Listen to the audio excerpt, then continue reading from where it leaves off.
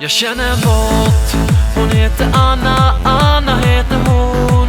Och hon kan banna det så hårt. Hon röjer upp i våran kanal.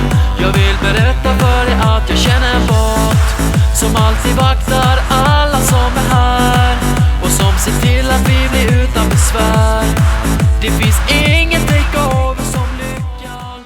Jag vill berätta för dig att jag känner en bot. Jag känner en bot.